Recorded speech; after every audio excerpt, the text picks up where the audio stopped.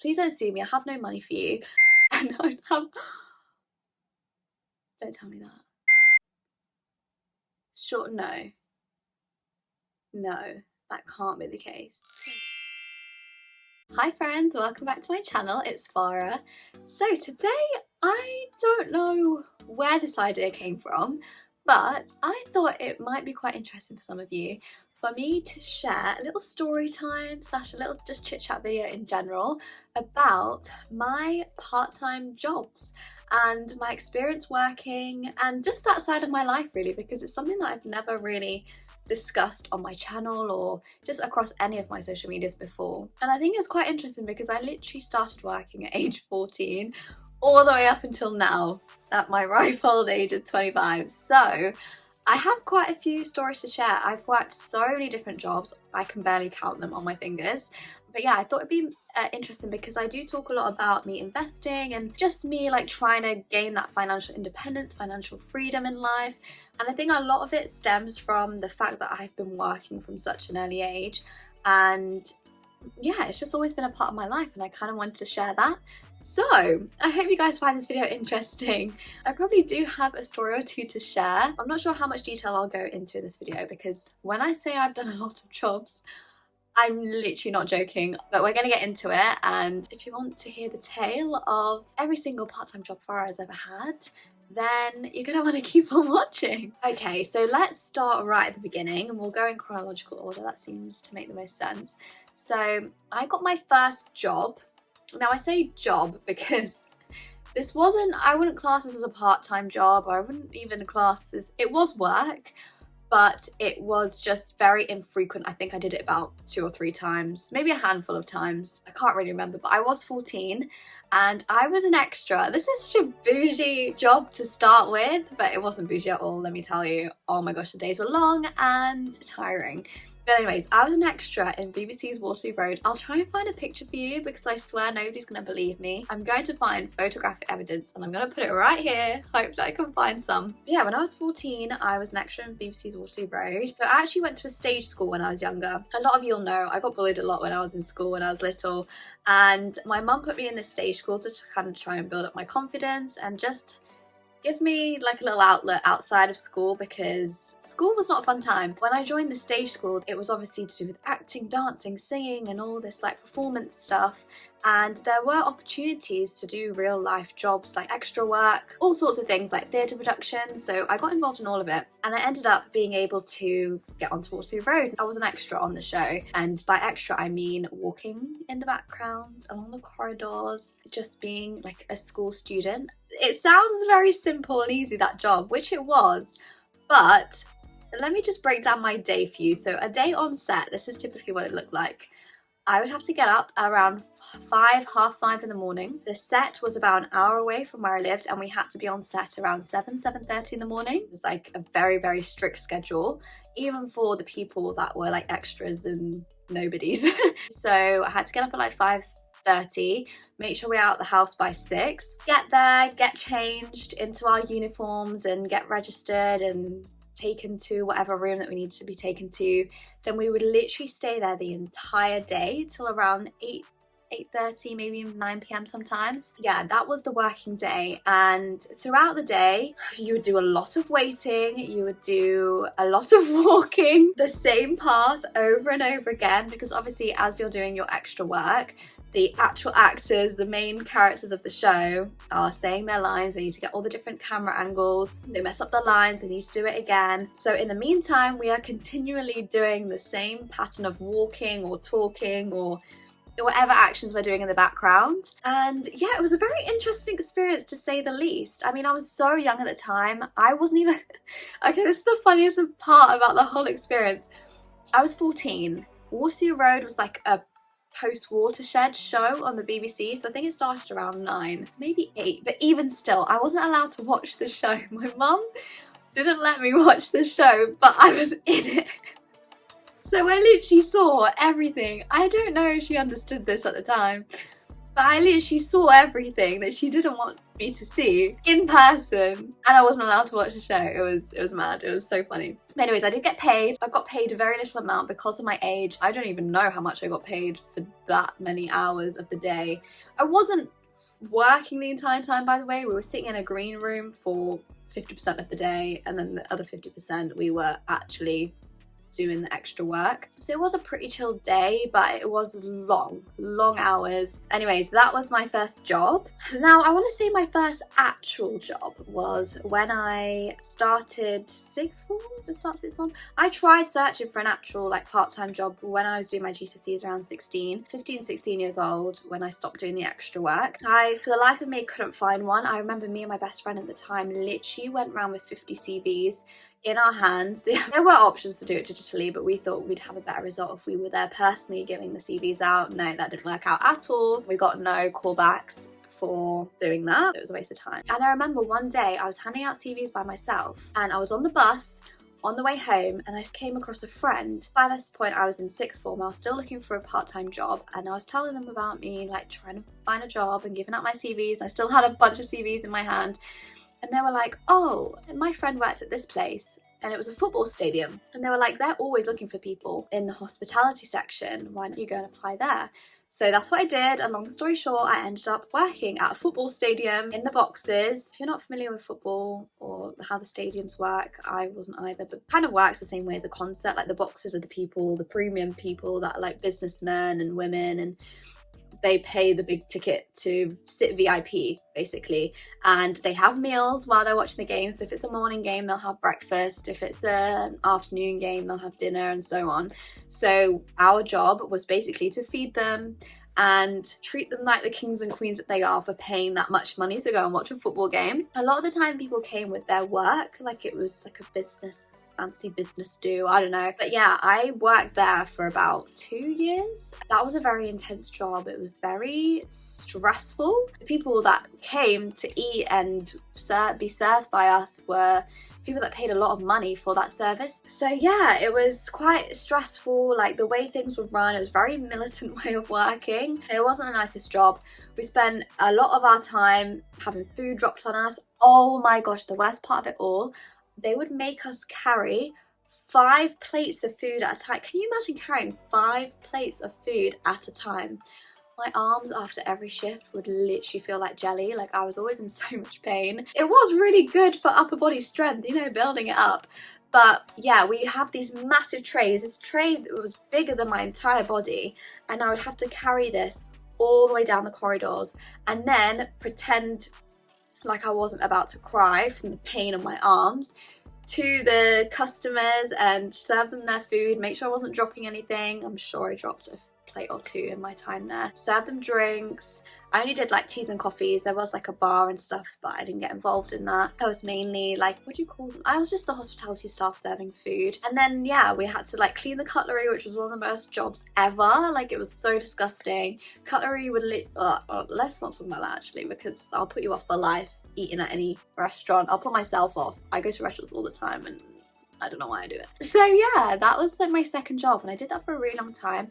They were usually evening shifts, or I did weekend work, so I would work pretty much the entire weekend, and if you did overtime you got paid for that, which was really good. And then there were some events in the evenings. At that stadium I worked Christmas Day, Christmas Eve, I even worked on New Year's Eve as well, because they didn't just do the football events, but people would, I don't know, like companies would host their Christmas parties, like their work parties or their family parties at the venue, because they did have like, separate to the actual football stadium, they had venue space to host events and parties and things. So they even hosted like a boxing event once. I did that as well. So yeah, loads of different events, not just the football side of things, but there were loads of different shifts that I did there. And yeah, I could honestly go and talk about that particular job for days on end, because I worked there for so long, did so many shifts, and yeah, it was an interesting place to work. I had a pretty positive experience. I did get on quite well with the manager. She was really nice to me, but I know other people didn't have such a great experience. So that was that one. And then basically I kept working there because the hours are quite flexible. Like you could turn down shifts if you wanted to, which is quite nice because I was studying obviously, and that had to come top of my priority. But I was still looking for something a bit more stable. So I was still looking for work, and it was a very ad hoc. It's like if there's no game on, then there's no money. In the meantime, I started looking for another job, and I ended up applying to Sports Direct. I don't know if I'm allowed to say these names if I'm literally about to cuss them out. Please don't sue me, I have no money for you. I worked at Sports Direct next. I did those two jobs in tandem. So I would do the football stadium on the weekends and I'd do Sports Direct on weekdays, and I essentially got shifts galore all the way through summer, so I was really happy. I would like to say I was earning a lot of money. I was literally on £3 an hour. Yeah, don't even talk to me about it.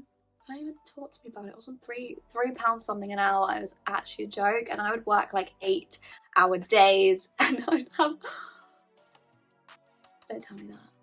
Don't tell me no, I didn't even work 8-hour days. I did like 10 hours plus sometimes. But are you trying to tell me I earned 24 quid in 8 hours? Sure, no. No, that can't be the case. 240. I need to do the math on that. I don't even know why I'm still not good at maths. Anyways, £3 an hour, and that was the deadest job. I've done a lot of dead jobs, but I think that was one of the worst, just because you're on your feet all day. All you're doing is folding clothes. What I loved is being on the tills. I love serving customers on the tills, but okay, let me actually start from the beginning on my Sports Direct journey, because it was quite a journey, let me tell you. So when I first joined Sports Direct, because it was summer holidays, I had a bit more free time. I had all the free time in the world. I ended up being staffed in a store that was about an hour away from me, or like half an hour to an hour away from me, like travel distance. At the time, I was like, it's fine, it's summer holidays, I don't have any other commitments, so I made the journey. And I love my manager there, I love the team I was working with, everyone was so nice, and I really enjoyed the experience. It wasn't the greatest job in the world, don't get me wrong. It was an average job, it was decent, and I was young, getting paid, so I mean, I was happy. Summer finished, and I had to go back to sixth form, and I couldn't physically make that journey. Also, not to mention, they did 0-hour contracts, so they would just like throw hours at you and you had to take them. Like, you weren't ever set a certain amount of hours during that week or whatever, and you'd had to do a minimum 4-hour shift. So it wasn't possible for me to finish college and then be able to work a shift in the evening if I was going to work at the store an hour away. So I had no choice. I still did the football stadium work in the weekends, so I couldn't do any shifts on the weekends either.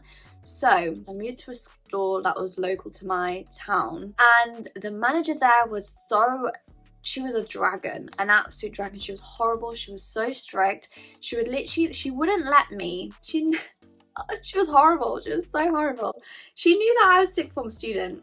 She knew that I couldn't physically, a lot of the times, get to work on time, because they stipulated this 4 hours, and they stipulated also maximum time my shift could end, even though I would stay a lot later and I wouldn't get paid for it, but because it was cleaning up time, but they wouldn't include that in my 4 hours. So I essentially had to start my shift earlier, which cut into my travel time to get to the store. And she just made life so difficult for me. I couldn't get changed until I got to the store. Bear in mind, the store was massive. There were changing rooms underneath the store, so not where customers were, but for the staff, like staff access only. I was not allowed to get changed in the store, in the staff changing rooms. Why the hell were there staff changing rooms? Someone please explain this to me. I had to be already changed, then come to work already in my work gear, which I kind of understand, but I just also do not understand, because I could literally just be there on time and be changed. No, she wanted to embarrass me in front of my whole sixth form, make me get changed at my sixth form, and then take a walk all the way through my school in my Sports Direct gear, and then get on a bus with my Sports Direct gear, and then turn up to work 10-15 minutes late. Like, it was just so ridiculous. She just made life really difficult. They were paying me literal like crumbs, like it was just horrible. Still £3 an hour. They'd make me stay extra late to clean up, even after my shift had finished. And they would always, those stupid bags for life will literally haunt me for life. If you didn't sell enough, like if they put you on the tills and you didn't sell enough, they would just come down on you so hard, and it was so pressurizing, and it's like, dude, I ain't getting paid enough to do this. So in the end, I called in sick and I never went back. And that was the end of that. I did hand in a resignation letter, / my brother did it for me. But yeah, I couldn't hack it anymore. I was literally doing 2 jobs plus sixth form, trying to do my A-levels. They were just making life hell, and I'm quite young as well, so I was so scared of that confrontation. I didn't know how to tell them that I wanted to leave, and that manager was so scary, so I ended up just posting a letter to them instead. And it was a 0-hour contract, so there was no issue with doing that. But yeah, that was my sports direct experience. I have so many other jobs, and I feel like I've already been talking for a literal age, so I'm gonna try and like rattle through the next few. So I think this is when I started getting a bit more corporate, or just more professional-esque jobs, although it was still like admin receptionist roles. It wasn't anything like spectacular. But yeah, I then left those 2 jobs eventually altogether. By that point, I had left college as well, so I actually ended up going to uni, and I moved to a uni completely separate to where I lived before. So I ended up getting a couple jobs at uni. I worked in a restaurant, I worked as a student caller, which is basically like a donations, what would you describe that as? I essentially would ring up alumni asking if they wanted to donate to the uni and how their experience at uni was. That was my job. It was really well paid. So at uni I did some part-time jobs as well. Then when I came back from uni for summer holidays, that's when I started doing my temp work. So I'd work as a receptionist in loads of car showrooms. I went to Land Rover, I went to BMW, I went to Mercedes-Benz as well. So I worked at loads of different car showrooms as like a receptionist, showroom host. That was quite interesting work actually, but very exhausting. I was in heels all day, tottering around, getting customers teas and coffees and trying to look busy basically the whole day. That's literally what my job was, to try and look busy. Yeah, it was quite a dull job, I can't lie. They were much better paid. By then I was a bit older as well, so I was getting a bit more money. I worked those jobs for quite a long time, like basically throughout every summer of my uni experience, which was about 4 years. It was obviously on and off, so whenever I came back, even the Christmas holidays, I think I did a little bit. Oh, after that I started getting fed up of like the receptionist roles and stuff. Also the people I worked with sometimes were very like hit and miss. Like sometimes they were really nice, sometimes I just worked with absolute assholes. So I kind of got a bit fed up of it, and I started getting into more admin roles. So I worked for Jet2 in their like legal team. I worked in their like more admin team at the airport. This is what I mean, I've done so many different roles, worked at so many different places. These are temporary roles, so these were just like in my summer breaks, in my winter breaks when I was back from uni. So these roles could last a couple of months, a couple of weeks, like they all varied in time, which is why I'm not going into them in too much detail, because I wasn't really at them for a very long time. But if there's a particular company or a particular place or a particular type of job that I've mentioned that you want more info about, and you want me to just delve that bit deeper and tell my experience, I'll definitely do that. For this video I just wanted to give an overview of like literally what my part-time job experience has been to date, just to give you a flavour of like the fact that when I mention, especially in my home videos of me like getting a property and stuff, when I talk about that and I talk about how I afforded it at a young age and how I learned how to budget and save, it's because I've worked my ass to the ground literally since such a young age, and I've continually done that, and I've continually managed my own money for such a long time. And I honestly just also want to encourage you, if you're 16 years old right now and you're just doing school, that's amazing, and get your education, but make sure you're learning real life skills as well, and also like putting yourself out there in the job market, even if you want to be this entrepreneur when you're older. And yeah, if that is an option, then try and start a bit early, start experimenting in your own businesses. Like that is the age to like obviously have fun, enjoy your life. But if you really want to set yourself up well for the future, you really need to get good at financial literacy, managing money, and just understanding how the world works and being able to budget and save your money. They're just such important skills, and you don't learn those skills until you're put in a position where you're earning money and have to deal with it. So yeah, that's kind of why I also wanted to share this. I also worked at a kitchen shop, like a kitchen showroom.